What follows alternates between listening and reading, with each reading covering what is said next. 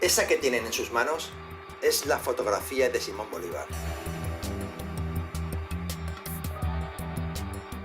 Él, junto a Santander, Nariño, Caldas, La Pola, Manuelita, Antonia Santos y un sinnúmero de desconocidos e invisibilizados, hombres y mujeres a quienes la historia y el país les deben mucho, es el principal responsable de la independencia de la Nueva Granada, hoy llamada Colombia.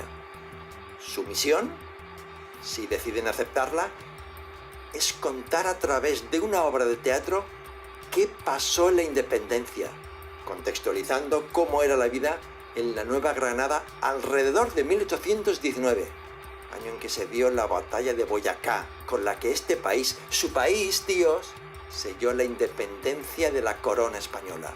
Buena suerte, muchachos. Esta grabación se autodestruirá en 3 segundos. Generalísimo Simón Bolívar, la independencia y viva el nuestro. El papel de las mujeres en la independencia es crucial.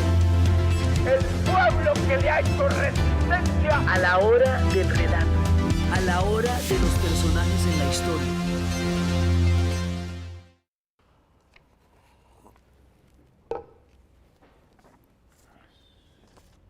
Bien, perfecto. Bueno, gente, si hay algo que me gusta mucho aparte de trabajar con todos y con cada uno de ustedes, es que por fin superamos todo ese cuento de Manuelita Sáenz y quién le iba a interpretar y todo ese divismo. Eso me alegra mucho el día de hoy, en serio lo celebro. A mí Manuela no me interesa. Además, de Manuela no vive la libertad. Ay, no, de Manuela no vive la libertad. Le quedó grande. Grande a usted que no pudo cranearse un personaje de verdad, sino clichétudo, estereotipada. Ay, oigan a mi tío, es que estereotipada Manuelita Sáenz. Mi hijitica, sepa que ella está en la historia por berraca y transgresora de verdad.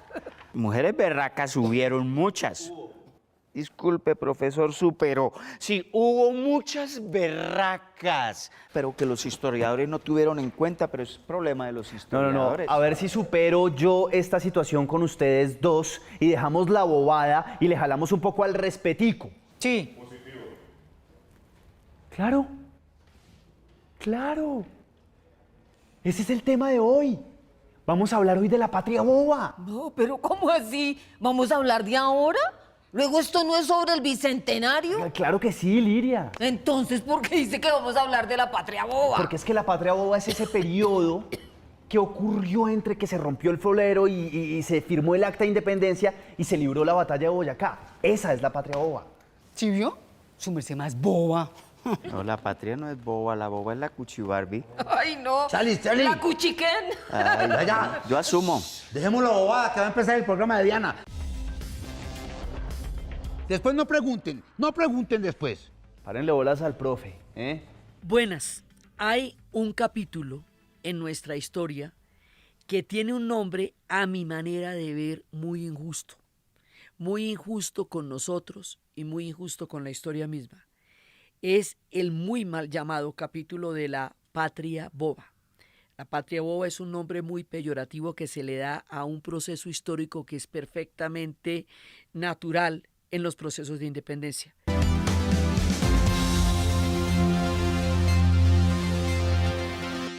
Yo quiero saber después del 21 de julio qué pasó. Porque bueno, el 20 rompimos el florero. ¿Y después qué pasó?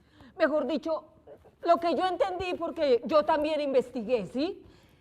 Porque no solamente soy bonita y exitosa. Mire, lo que pasaba es que las juntas de gobierno que se formaron en ese momento, muchos le seguían siendo fieles al rey. Y el problema era cómo seguir gobernando este platanal. Ay, por fin tiene algo claro, mijita, no tan confusa y difusa como siempre. De hecho, hay que pensar en otra cosa, y es que por todo el país seguían existiendo las juntas. Muchas otras personas seguían reuniéndose en otras partes de la patria para pensar en cuál iba a ser nuestro futuro. Sí, y ahí se agudizó la pelea. Porque cada uno quería mandarse solo. Y Bogotá, si hubiera tenido con qué pagar mermelada, si hubiera quedado en el poder. Pero tanta pelea era para nada. Para eso, Florecita, para que esto siga igual. porque mucha gente sigue haciéndole caso al rey. Hasta le mandan saludos, que lo quieren mucho. Vamos a explicar por qué no hay tal patria boba.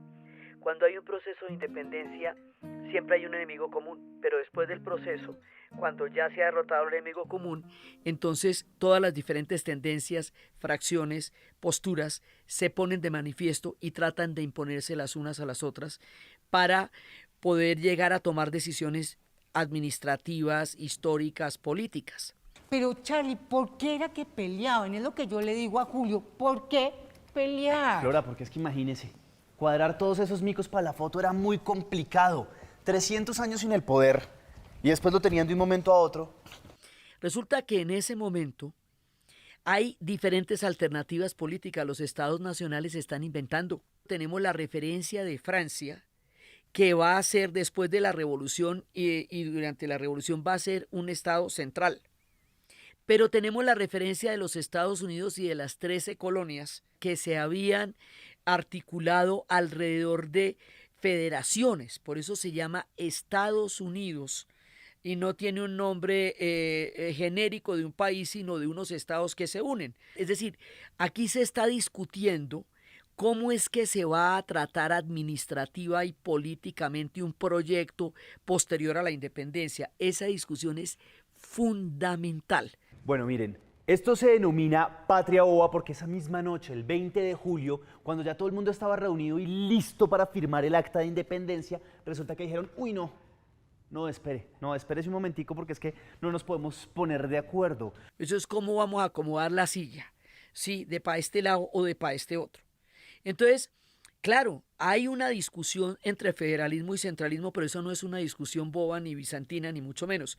Es una decisión de país. Oiga, Chusca, ¿y usted sí sabe quién le dio ese nombre?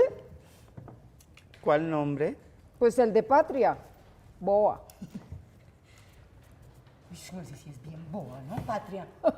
Ay, qué chiste tan malo. Florecita, pero usted se rió. ¿O usted sí sabe quién le puso ese nombre? Pues no, yo no sé. Pero el profe sí. Nariño. Nariño le puso el nombre y en algún momento lo sacó en el periódico. Entonces, profe, eso es como si le hubieran puesto un twister, por ejemplo, ¿cierto?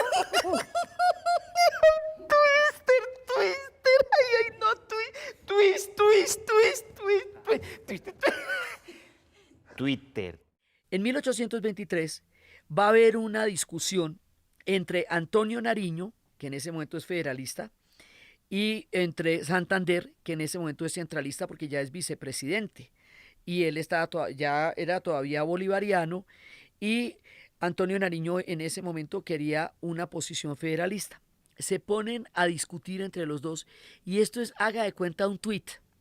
Así, lo que pasa es que en esa época eran pasquines, periódicos y tal, pero es el efecto de un tuit en donde Nariño dijo que nosotros estábamos en un proceso de patria boba y que eso nos había debilitado mucho con respecto a lo que había sido la Reconquista, que fue un golpe tan duro, y eso se perpetúa y queda ahí como una etiqueta. En realidad, esto no tiene nada de patria boba y hemos utilizado la patria boba para demeritarnos como nación, para bajarnos la caña, para construir un sentido de fatalidad colectiva que nos ha impedido mirar horizontes de construcción de país muchas veces. De hecho, lo que se estaba decidiendo, lo que estaba ganando opinión y voluntades, son los debates que se dan sobre estas palabras nuevas, sobre qué es constitución, qué es república, ya no monarquía, qué es ser ciudadano, no vasallo, qué es ser libre y no estar sometido, ¿ya?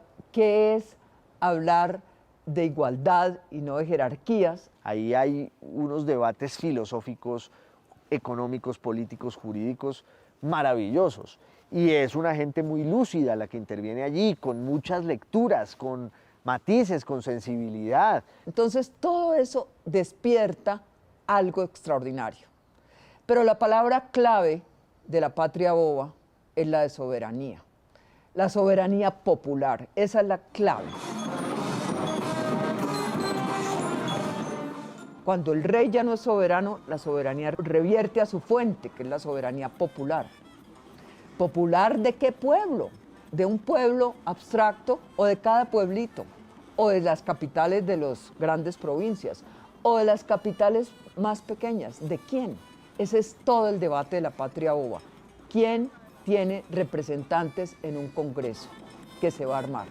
Entonces llegan a varias conclusiones y mezclan en cierta manera tradiciones, ideas políticas. Y esa es una discusión que se volvió una discusión constitucional, y aquí en la Nueva Granada se establece la primera constitución que se escribió en lengua española, antes de la Constitución de Cádiz. Fue hecha en Bogotá en el año 1811. Todo el mundo quería una cuota en el gobierno. Todo el mundo quería mandarse solo. Pero los de la Junta de Bogotá, que eran los más titinos, comandados por Nariño, mandarlos a todos. Claro, y Nariño después se fue por las regiones, quería conseguir alianzas por todo lado, se fue a repartir mermelada. Algunos aceptaron, pero otros dijeron, no, me opongo, la oposición se mantenía firme. Eso, me gusta que se hubieran mantenido firmes. Bogotá fue defensora de una organización política muy centralista, y el resto del país se opuso con bastante violencia, el resto de las otras regiones. Y Bogotá envió ejércitos contra Tunja, contra Socorro, para tratar de someterlos a la voluntad bogotana. Y finalmente no se pudo. Se impuso un gobierno federal en 1811, hasta que en 1821 se estableció una constitución centralista. Y durante todo el siglo, el conflicto del centralismo y federalismo se mantuvo vivo y llevó a muchas guerras civiles. Yo lo que he entendido es que entre los federalistas y los centralistas es como Liria, usted con Chusca, que no se logran reconciliar y cada una jala para su lado. Bueno, más o menos, más o menos. Es una decisión sobre si vamos a ser un país unificado o si vamos a ser un país de regiones autónomas. Esto mismo estaba pasando y en la misma época en el sur del continente, en Argentina. Entonces lo que uno ve es que estas discusiones se están dando simultáneamente en todo el continente. Si ustedes siguen los procesos de independencia, después van a ver que va a haber muchas guerras civiles, porque las discusiones de qué tipo de proyecto se va a dar son discusiones que normalmente llevan a grandes confrontaciones. Lo que sí parecía que era un poco absurdo, visto después, era cómo se habían puesto a pelear entre ellos en vez de prepararse para una lucha contra los españoles. Pero era que creían que los españoles ya habían desaparecido, el rey de España ya lo habían tumbado, incluso cuando se recuperó no iba a tener forma de volver a tomar posesión de toda América, no iba a tener cómo hacerlo. Entonces estaban muy confiados y muy tranquilos. Es que resulta que la historia se escribe en replay. Usted en el retrovisor o en el bar ve si hubo mano, ¿sí? Pero cuando usted está en la cancha usted no lo ve. Fernando VII estaba en la cárcel. Napoleón era invencible. Nadie se imaginaba que el hombre iba a ser derrotado. Entonces, ¿qué pasa? Napoleón después va a ser derrotado. Cuando Napoleón es derrotado, va a haber una especie de borrón y cuenta nueva que se llama la restauración, porque van a restaurar a todos los reyes que habían destronado durante toda la campaña napoleónica. Fernando VII va a salir de la cárcel y va a lograr defraudar a todo el mundo. Mientras aquí peleaban, el monstruo resucitó. Profe, ¿cómo así que el monstruo resucitó? Pues España, Fernando VII retomó la corona y con nuevos bríos optó por la reconquista de América. Y dijo, es que, ¡a por la reconquista de América!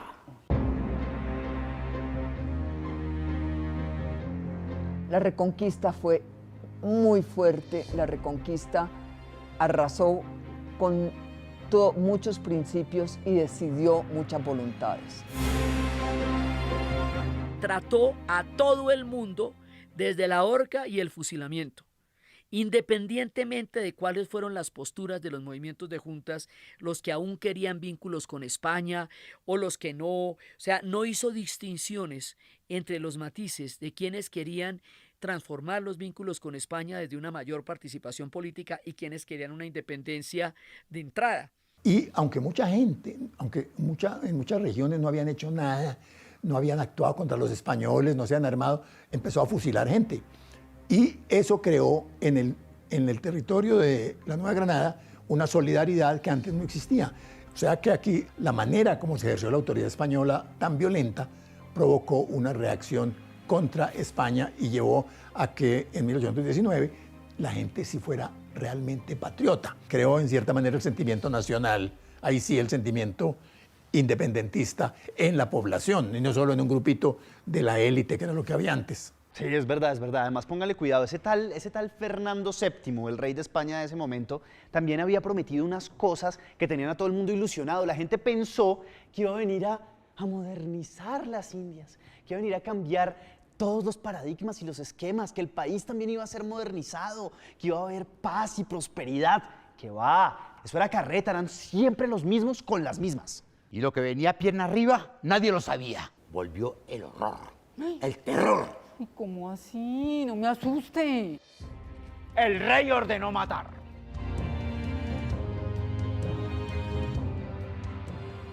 Es por su bien.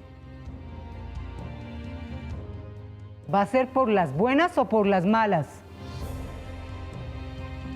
¡Mamá! ¡Mamá! ¡Mamá! ¡Mamá! Entonces ahí no había debate, no había discusión, porque ya la discusión estaba zanjada. La única manera de poder manejar esa situación era sacando al imperio español de toda la América. Entonces se considera que era una bobada discutir de federalismo y centralismo y dividirnos cuando España iba a hacer un envión enorme de la Reconquista. No lo sabíamos. Nadie sabía lo que iba a pasar con Napoleón. La gente actúa con el conocimiento que tiene de la historia en el momento en el que está. Esa discusión era totalmente pertinente. ¿Por qué nosotros aún ahora somos un país de regiones? Y es precisamente esa fuerza entre lo regional y lo central de cohesión lo que todavía estamos resolviendo.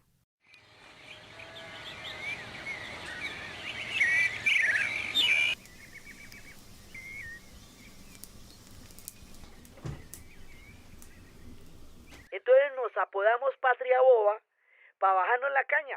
Eso no fue patria ni fue boba. Es la discusión política e institucional de cuál va a ser el proyecto inmediatamente después de la independencia. Y es una discusión totalmente válida porque de eso depende cómo se van a organizar todas las instituciones. Que crear un país no es solo independizarse. Uno se baja del caballo y ¿qué va a hacer? Va a tener que crear unas instituciones. ¿Cómo van a ser esas instituciones? ¿A quién van a representar? ¿Y cuáles van a ser las leyes? Esa es la discusión. Por eso el término de patria boba es injusto.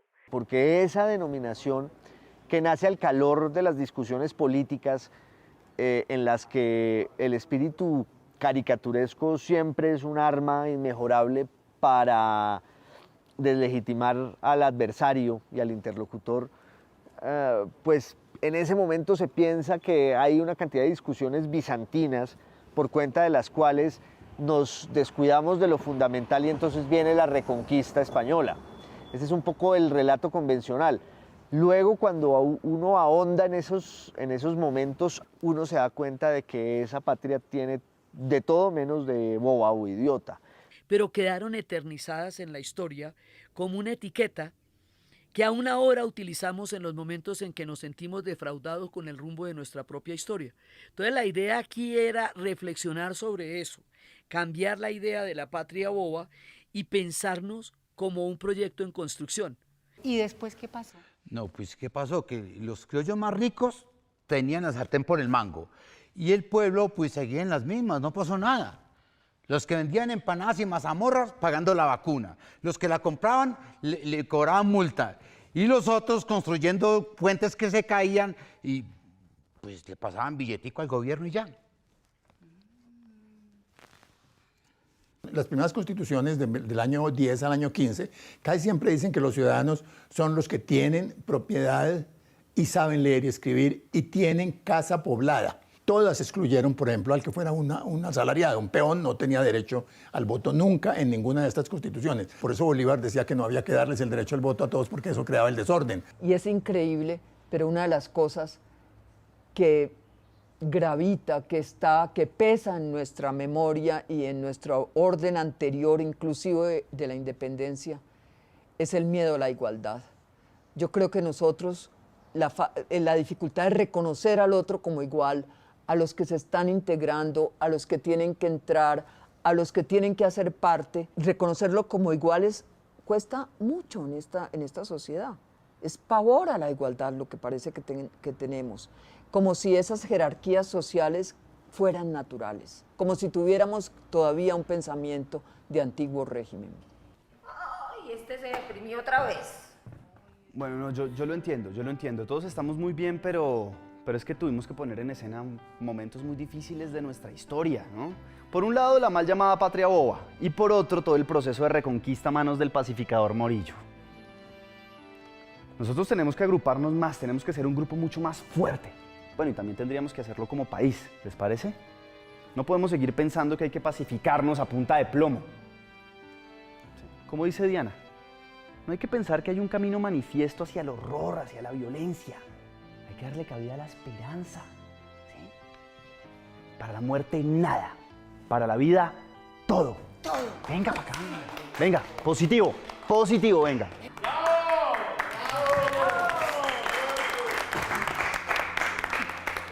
En este capítulo yo quería realmente hacer el énfasis en que nos miremos con cariño, en que nos tratemos con comprensión. Somos parte de un proceso histórico y de una construcción de una idea de Estado nacional, y eso fue lo que pasó y quedó mal llamado y quedó con esta connotación tan negativa, pero en realidad no lo es. Dejemos de llamarnos una patria boba. Construyamos nuestra propia nación a partir de nuestro sentido de propia valía y no de la manía de descalificarnos que tanto daño nos hace y no nos permite ver nuevos horizontes. Muchas gracias. Antonia Santos, Socorro Santander. ¡Viva la libertad!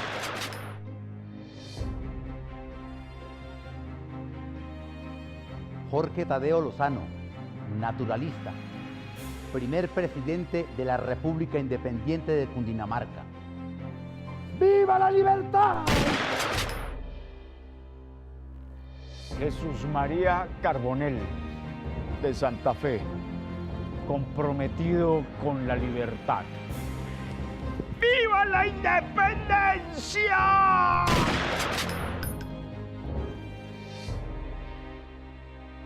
Policarpa Salabarrieta, de Guaduas, Cundinamarca.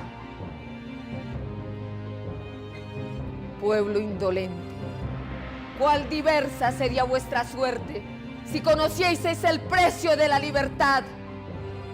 Ved que aunque mujer y joven, aún me sobra valor para sufrir esta muerte y 1000 muertes más. ¡Viva la libertad!